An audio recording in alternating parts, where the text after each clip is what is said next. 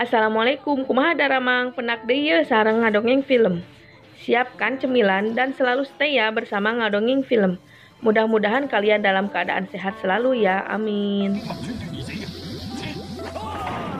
Kali ini ngadongeng film akan menceritakan alur cerita film yang berjudul Kung Fu Cult Master.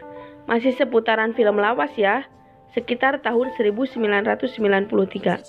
Tetapi masih banyak penggemarnya nih film ini. Tentunya, film ini diperankan oleh Jet Li yang menjadi idolanya bintang kungfu di era 90-an. Gak bakalan nyesel deh kalian buat nonton film ini. Film ini menceritakan tentang perebutan senjata sakti yang terjadi di kala itu. Dunia persilatan saat itu saling berlomba untuk mendapatkan dua senjata sakti tersebut. Senjata itu berupa pedang langit dan golok pembunuh naga. Menurut mereka, barang siapa yang memiliki senjata tersebut akan menguasai dunia persilatan. Dan selain itu, kedua senjata itu menyimpan rahasianya masing-masing. Senjata pedang langit menyimpan rahasia taktik berperang di kala itu. Dan golok pembunuh naga mempunyai rahasia tentang jurus 9 yin. Untuk mendapatkan kedua rahasia tersebut, pedang tersebut pun harus diadukan hingga menjadi lebur. Dari ambisi memperebutkan senjata tersebut, mereka pun terpecah menjadi dua kubu. Mereka menyebutnya kubu aliran putih, yang dimana kubu tersebut terdapat 6 perguruan besar, dan kubu tersebut diketuai oleh Shaolin. Sedangkan di kubu aliran hitam, ada sekte Ming yang disebut juga sebagai sekte iblis. Selain dari dua kubu yang berseteru, ada kubu dari pemerintahan dinasti Yuan yang berniat menghancurkan dua kubu tersebut. Kubu Yuan berniat menghancurkan kedua kubu tersebut karena tidak bisa diajak kerjasama. Permasalahan pun semakin rumit karena Chang Sui dari murid aliran putih menikahi wanita dari sekte Ming, yaitu Yan Shoushou. Tak hanya itu, mereka berdua pun sangat dekat dengan Raja Singa Emas dari sekte Ming. Ternyata Raja Singa Emas memiliki golok pembunuh naga, dan ia sedang dicari oleh para pendekar dunia persilatan. Akhirnya, Raja Singa Emas pun mengasingkan diri ke suatu tempat untuk menyelamatkan dirinya dari buruan para pendekar. Raja Singa Emas pun menganggap kalau Chang Sui dan istrinya adalah saudara, dan mereka pun ternyata mengasingkan diri bersama hingga Chang Sui dan Yan Shou memiliki anak lelaki yang diberi nama Zhang Yuji atau disebut Tio Buki.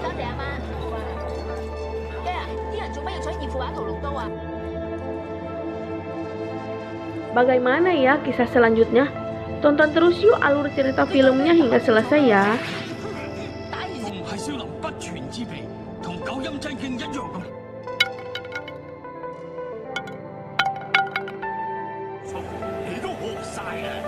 Film pun dimulai. Terlihat Chang Sui beserta anak dan istrinya akan mengunjungi gurunya yang bernama Zhang Sanfeng. Ketika itu, mereka dihadang oleh utusan pemerintah dinasti Yuan. Mereka itu tetua Suaming yang bernama Lu Janke dan He Biweng. Mereka berdua pun berniat menanyakan keberadaan Raja Singa Emas. Karena Chang Sui tidak memberitahukan keberadaannya, terjadilah pertarungan.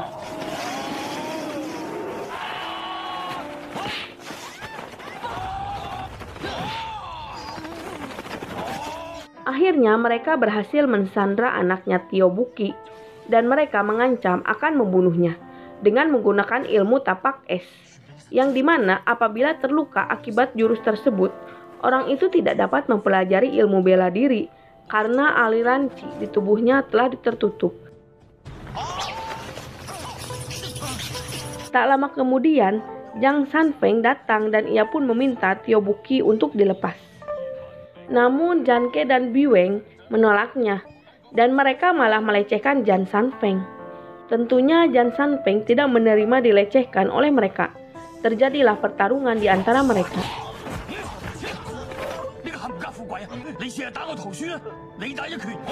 Saat itu ia mengajak bertukar sandera dengan Tio Buki. Namun saat pertukaran sandera, Tio Buki terkena pukulan tapak es.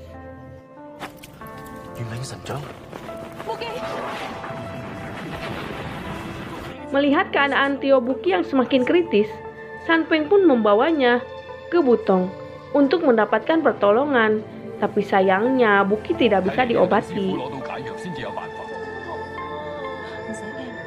Saat yang bersamaan mereka didatangi oleh 5 aliran putih dengan maksud menanyakan keberadaan Raja Singa Emas pada Chang Sui.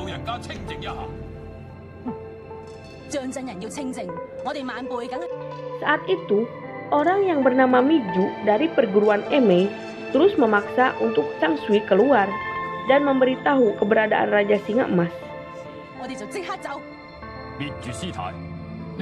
Merasa Miju tidak sopan sebagai tamu saudara Chang Sui dari 7 pendekar Butong terlibat pertarungan dengan Miju. Tetapi mereka berhasil dikalahkan. Miju saat itu memiliki pedang langit. Karena Chang Sui tetap tidak mengatakannya, akhirnya Miju menyerangnya. Lagi-lagi San Peng menolong mereka, dan ia pun berhasil mengalahkan Miju dengan mudah. Dan ia menahan pedang langit selama 7 tahun, dan baru bisa diambil setelah waktunya tiba selama 7 tahun.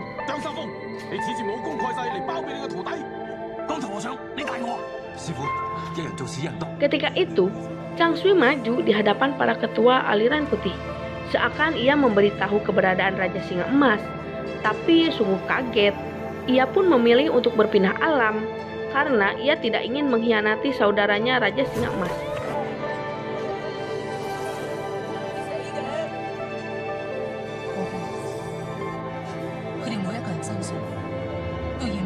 Melihat kematian suaminya, ternyata Yan So juga memilih jalan yang sama untuk berpindah alam di hadapan para ketua aliran putih.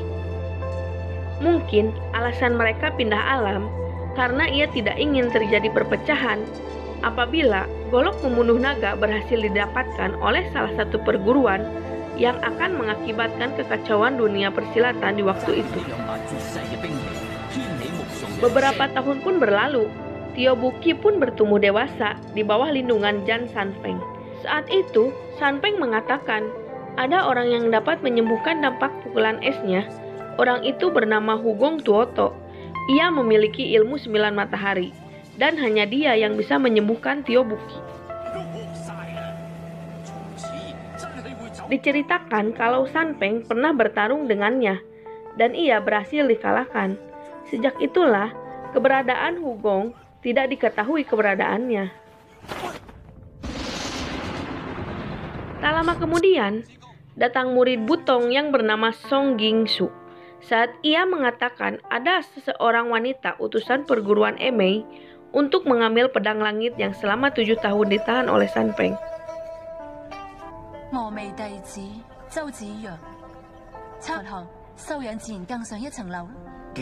Utusan dari perguruan Emei bernama Chow Chiyu.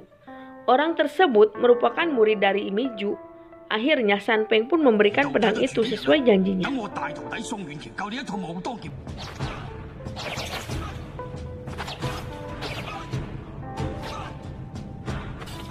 Tio Buki pun sering dibuli oleh King Su dan temannya yang lainnya karena dirinya tidak bisa berlatih kungfu akibat luka yang dia alami.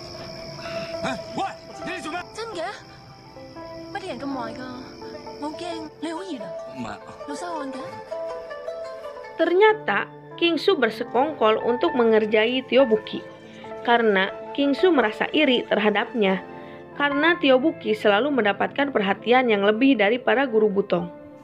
Chow Chi pun ikut membuli bersama King Su.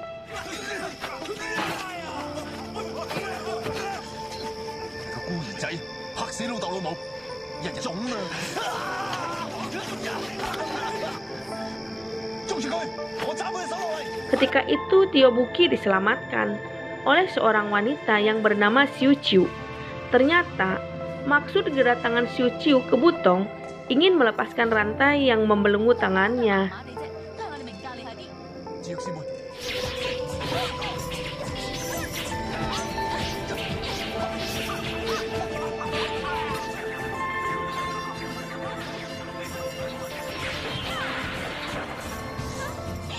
Mereka pun berhasil melarikan diri.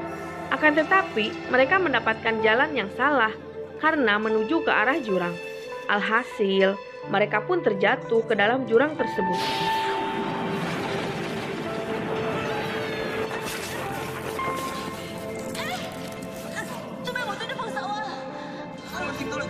Saat mereka berada di dalam jurang, ada seorang pria tua yang terikat di sebuah batu. Dan ternyata pria tua itu Hugong Tuoto yang pernah diceritakan oleh Sanpeng.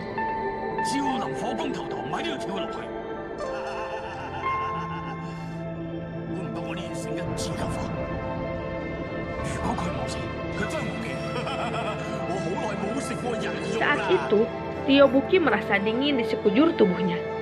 Dampak dari lukanya itu, dan Hugong pun bisa menyembuhkan penyakit yang Tiobuki derita, tetapi ia meminta syarat padanya. Ia ingin Tiobuki menghina Sanpeng setelah ia kembali ke Butong. Diketahui, Hugong menderita dan tidak bisa berjalan ketika ia terjatuh dari jurang saat ia bertarung dengan Sanpeng, dan karena itulah ia sangat membenci Sanpeng.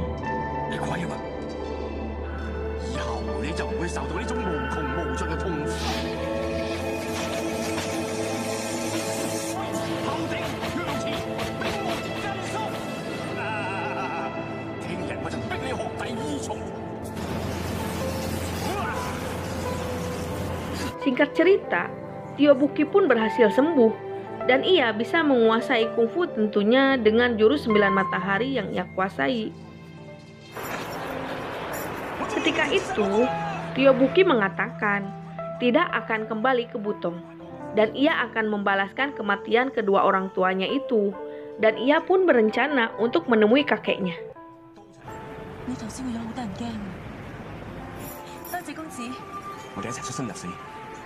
Tiobuki dan Xiao pun mampir di sebuah kedai.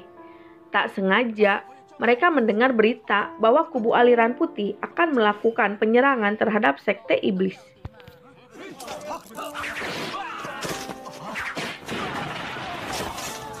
Di dalam kedai itu terdapat orang pemerintahan dinasti Yuan.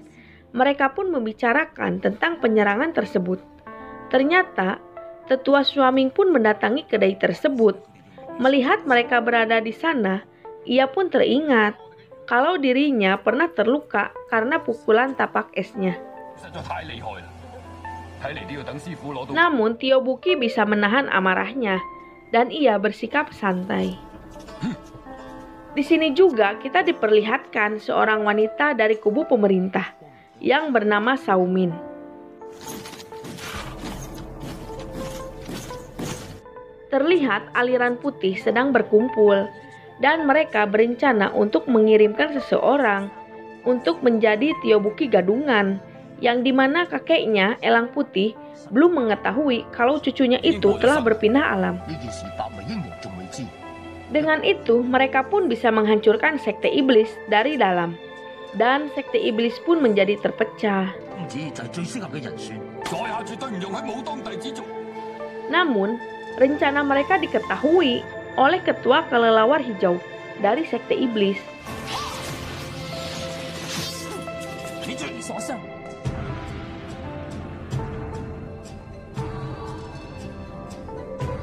Ketua kelelawar hijau langsung menghadap Raja Elang Putih dan ia pun mengatakan apa berita tentang penyerangan aliran putih ke sekte iblis, dan ia memerintahkan untuk membunuh orang yang mengaku Tiobuki. Keesokan harinya, peperangan di antara aliran putih dan sekte iblis pun tidak bisa dihindari.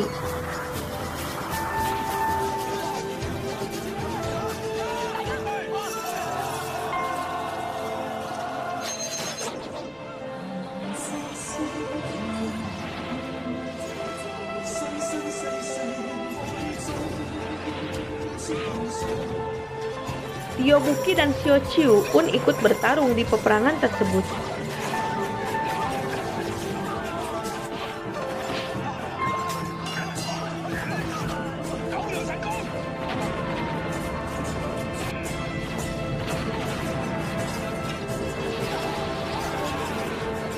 Miju pun menyadari akan hadirnya Tio Buki di pertempuran tersebut. Dan ia tidak menyangka kalau Buki bisa sembuh dan memiliki ilmu kungfu yang tinggi.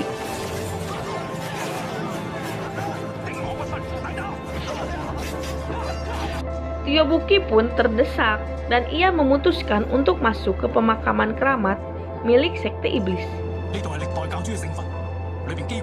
Di dalam makam tersebut terungkaplah semua kebenaran kalau pertempuran ini diakibatkan hasutan dari seseorang.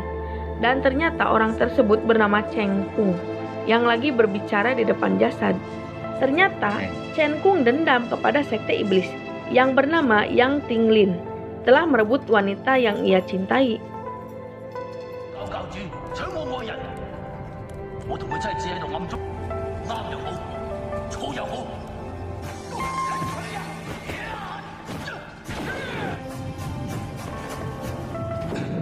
Akhirnya mereka pun terjebak di dalam makam keramat tersebut. Tanpa sengaja, mereka mendapatkan petunjuk tentang ilmu pergeseran langit dan bumi. Mereka berdua pun harus menguasai jurus tersebut untuk bisa keluar dari makam keramat tersebut. Ternyata untuk bisa menguasai jurus tersebut dibutuhkan waktu 30 tahun. Sedangkan Buki yang telah menguasai jurus matahari, ia hanya membutuhkan waktu 6 jam saja untuk menguasai jurus tersebut. Di luar pun pertarungan masih berlanjut.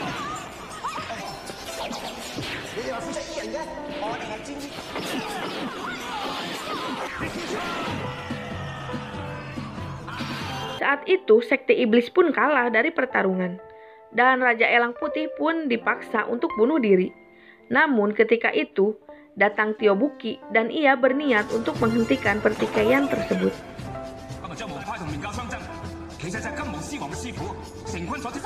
Tio Buki pun mengatakan kalau peperangan ini diakibatkan dari hasutan dari seorang biksu. Karena penjelasan yang memojokkan biksu, akhirnya Buki pun ditantang bertarung oleh salah satu murid terbaik Biksu Shaolin.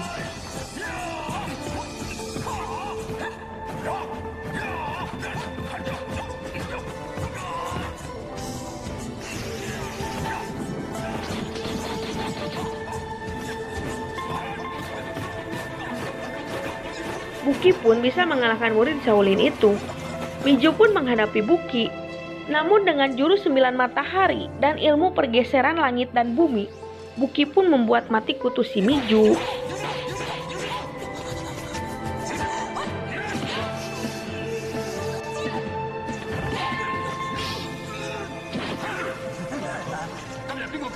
Singkat cerita, pertarungan pun selesai di hari itu.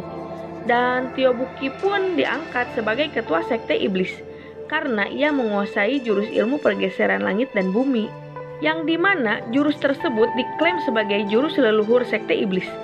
Dan orang yang menguasai jurus tersebut hanya seorang ketua, maka dari itulah Tio Buki diangkat sebagai ketua.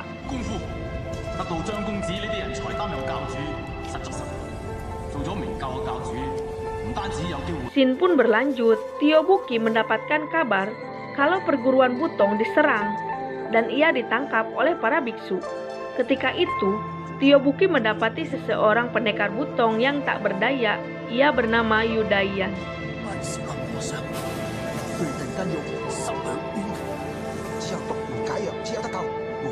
Dayan juga terkena racun dan mereka semua mencari penawar racun tersebut. Ternyata di semua toko obat sudah ada yang memborong jenis penawar racun pelumpuh otot. Saat itu, Tio Buki bertemu dengan Zhao Min, wanita yang ia temui di kedai. Dan ia merupakan wakil pemerintahan Yuan. Ternyata racun itu berasal dari dirinya, dan ia memberikan obat penawar kepada Tio Buki. Raja Kelelawar Hijau sangat ceroboh. Ia mengambil pedang yang ada di tempat itu, dan menarik dari sarungnya.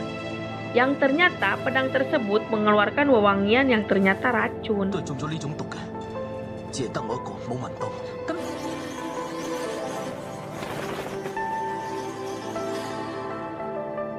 Tio Buki pun kembali menemui Zhao Min dengan maksud untuk meminta penawar dari racun itu.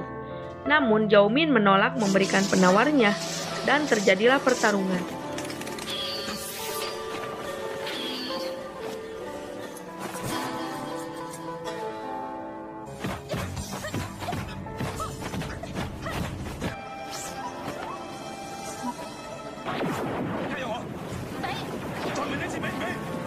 Zhao Min pun mengakui kekalahannya, tetapi ia meminta kepada Tio Buki untuk mengabulkan 3 permintaannya, untuk ditukar dengan obat penawar racun itu.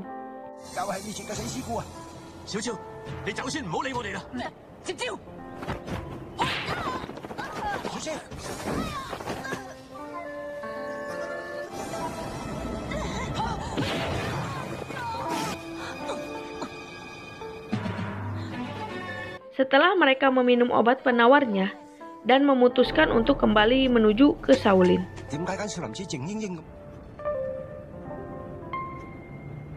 Sungguh tak disangka, di Shaolin Buki melihat para murid yang banyak berpindah alam, dan ia mendapatkan ancaman Butong dan dirinya akan dibinasakan. Saat yang bersamaan, ada seorang murid Shaolin gadungan menghadap San Peng.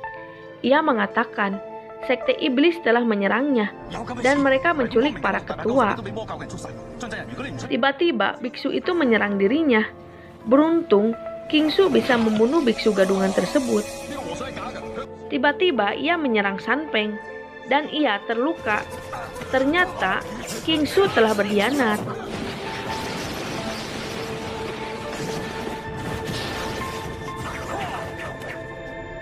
Tak lama kemudian datang utusan pemerintah Yuan yang diwakili oleh tetua Shuaming. Mereka mengajak San Peng untuk bergabung dengan pemerintahan. Namun San Peng menolaknya dan terjadilah pertarungan.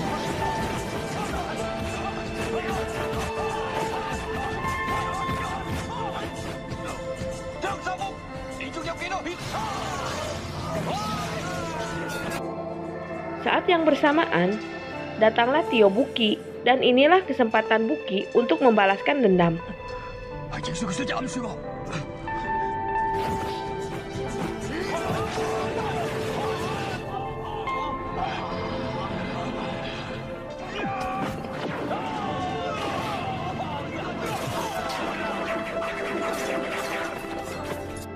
Cao Min pun datang dan ia menagih janji terhadap Buki. 2 janji itu, Cao Min meminta Buki untuk tidak menggunakan jurus matahari dan langit.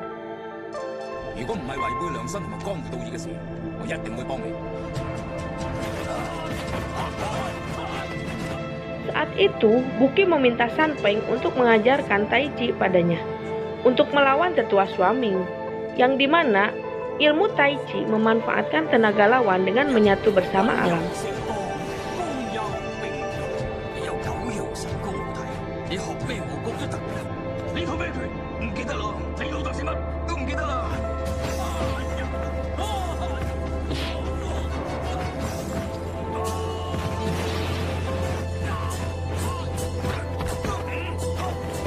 Akhirnya Buki bisa mengalahkan tetua Shuaming dan dendamnya pun terbalaskan.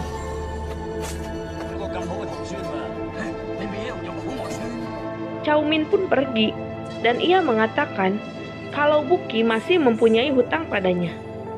Dengan kepergian Cao Min, ngedongeng film pun pamit dan film pun berakhir. Wassalam.